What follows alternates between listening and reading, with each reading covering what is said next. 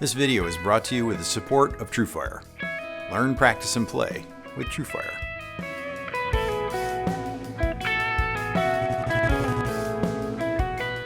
Hi, this is Keith Williams. Welcome to 5-Watt World. We're interested in helping you get the most music from the least gear.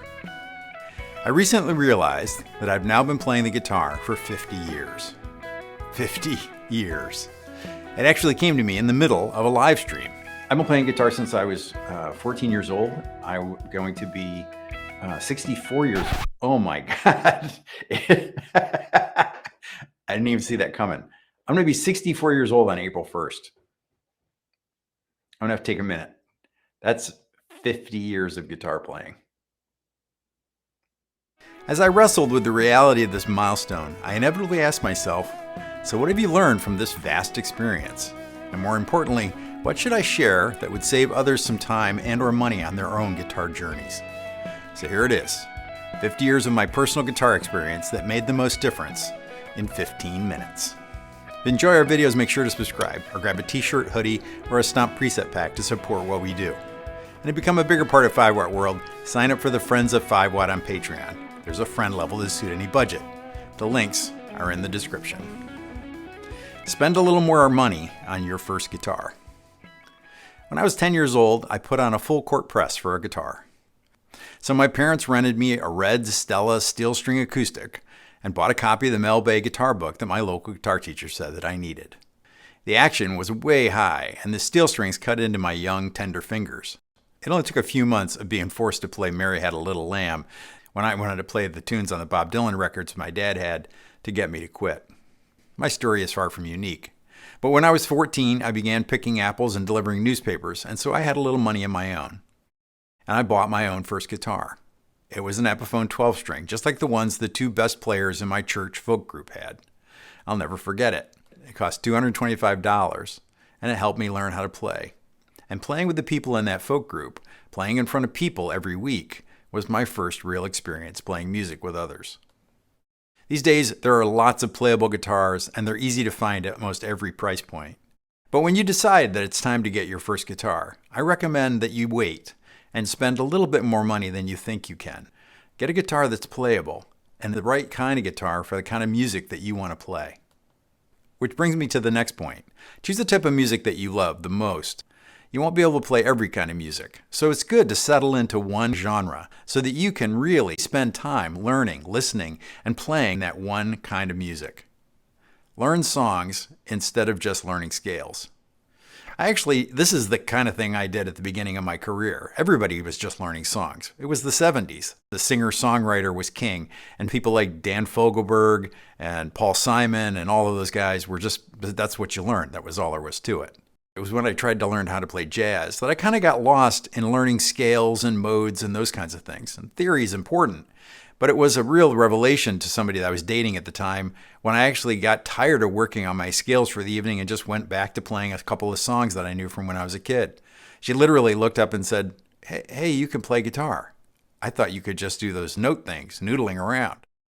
And it reminded me that learning songs is really the best way to learn how to play the guitar.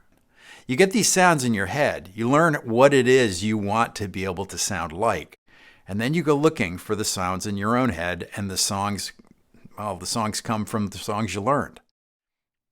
If you think you're going to eventually spend time performing, you need to practice standing up.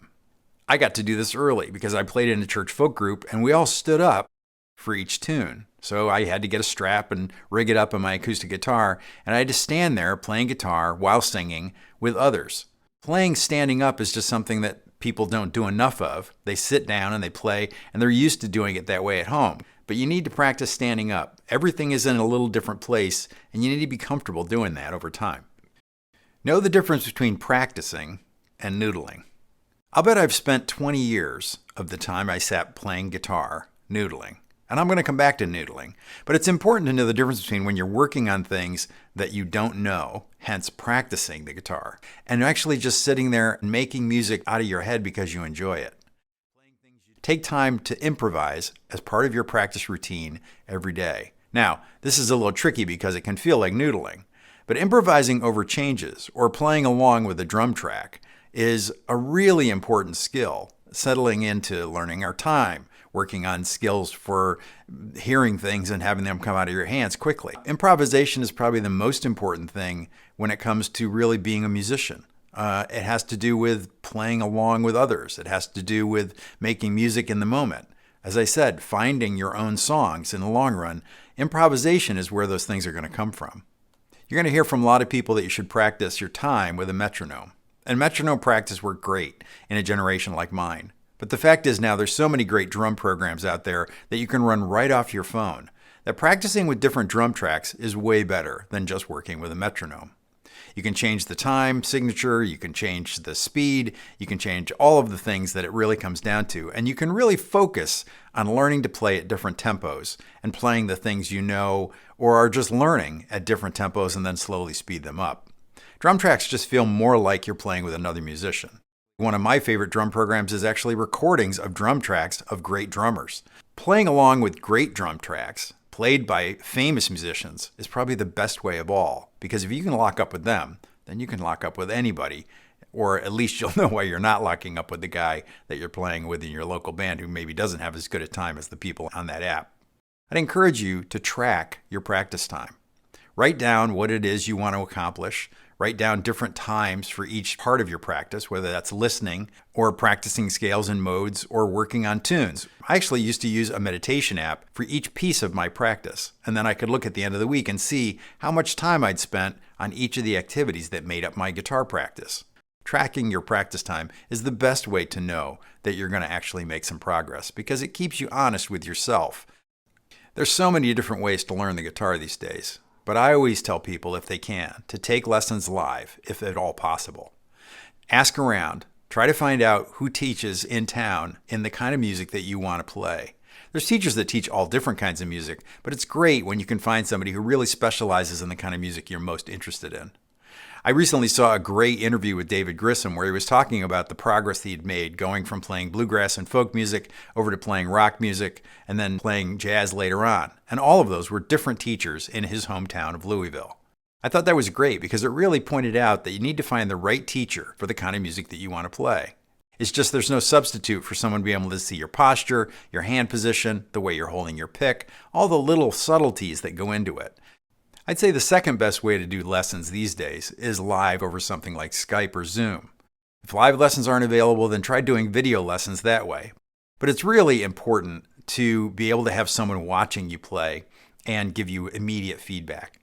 And though it might seem like overkill, in addition to both of those things, I always have stayed motivated with TrueFire. There's such a tremendous variety of kinds of playing on there and different styles and artists. I actually go through the catalog periodically, and I'm amazed at the people that have done lessons with TrueFire over the years. So staying motivated to play new kinds of music or to play the kind of music that you'd enjoy the most with a different style or listening to a different kind of player is something that's really great, which is the perfect segue to the TrueFire ad that is the sponsor of this video. I reached out to TrueFire to be my sponsor because I'd already used them for many years. I'm currently having fun going through Ariel Posen's Slide Storyteller course. With over 2 million users worldwide, whether you're a beginner, intermediate, or advanced level player, TrueFire has lessons to enhance and inspire your playing. Get 35% off courses using the promo code 5watt35, or like I do, sign up for the All Access Pass to use the entire TrueFire catalog. Using TrueFire over the years has really helped change my playing. Check them out and let them do that for you too. Sign up using the link in the description to help support 5 Watt World and get some great lessons at the same time. I'd like to thank TrueFire for their support in making this video. Now, I said earlier that it's important to know the difference in your practice regimen from when you're practicing versus noodling. Noodling is also important because noodling is resting or meditation or just music making. All of those things are important. You need to be able to spend time just enjoying your instrument, and playing music, even without a specific purpose, is part of enjoying the instrument. Noodling also is typically you're going to be playing things that are at your current level. My good buddy Tim Lurch reminded us on a video interview that I did with him a while back that it's really important to enjoy the level of musician that you are, even at the beginning. You don't need to feel bad that you can't play the things that your heroes play. You can enjoy the things that you can play now, and then you can enjoy the things that you know next week, which is maybe just a little bit more than you do this week. but there's always the enjoyment of noodling and playing your instrument and reminding yourself why you came to that instrument in the first place. In a world where you can get your hands on so many guitars for not a lot of money, I always encourage people to choose one or a few guitars and learn to play them well. Most of us would do best to play a specific style of guitar for quite a while before we add a second or even a third type of guitar into the mix. Now, the manufacturers are going to tell you that you need one of everything to be able to be a guitarist, and that's nonsense. So pick out just a few guitars and learn to play those really well. And then, when you feel like you're so completely comfortable that you could always just sit down and play that guitar again, then you can go ahead and add a second one for inspiration. Amps are at least half of the electric guitar equation. This has been fascinating to me because when I make videos about amps, I never get anywhere near the number of views I get when I make videos about guitars. And I think this makes sense because guitars certainly are the thing that we identify with as guitarists the most. It's part of our image of ourselves in a way that the sound coming out of the speaker behind us doesn't seem to be. And of course, this is ridiculous because that amplifier is the only place where there's any sound that's being made for the audience. We could hear the electric guitar in front of us on our lap, but the reality is it's the amplified sound that'll make the difference for the crowd. And spend time thinking about and learning about amplifiers, at least as much time as you do learning about guitar styles. And this is a mistake that most players make, I think, especially early in their career. So think a lot about what kind of sounds you want to make and go looking at the artists that you really look up to and see the kinds of amps and pedals that they use to try to get those sounds. I've owned a lot of guitar gear over the years.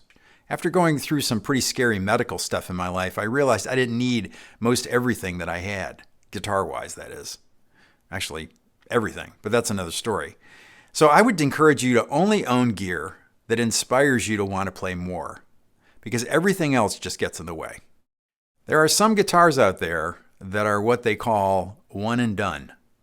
Maybe that one style of guitar gets all the sounds you want, and when that happens, that's a beautiful thing. Even if it just ends up being your primary guitar and you add a second guitar for very different sounds, unique things for recording or something, but it's really wonderful when you can find one guitar that you think of as yours. This last one is probably the most important. Play with other people as regularly as you can. Doing that regularly is just really good for your soul. It's just good to know that you can take a risk and it really isn't as big a risk as you thought it was. Jamming with other people where you know you're not going to be judged is a tremendous gift, and it's something you should try to create if it doesn't exist in your town already. I guarantee you'll get a lot out of it. Play with others, the gig version. Famously, David Grissom took a couple guitar lessons with Pat Metheny, the jazz guitarist. And when he asked him how to get better, Pat Metheny said, "You just need to play gigs. Get out there and gig." There's really no substitute for getting out and playing music in front of other people. For years, I was actually a competitive pistol shooter, and I studied with a guy who actually went on to be a trainer at Quantico with the FBI.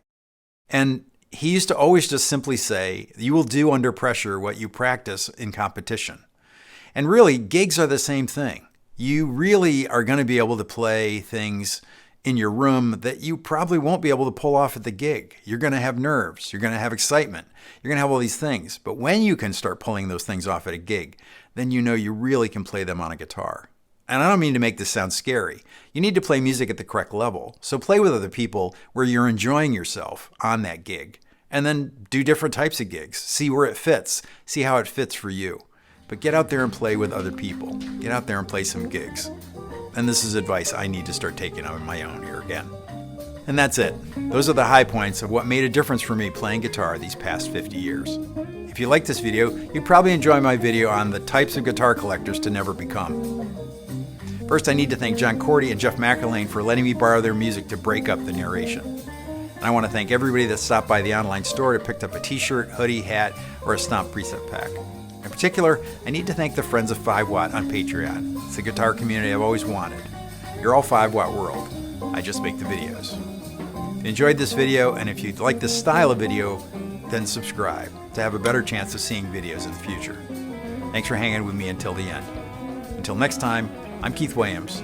Thanks for being a part of the 5 Watt world.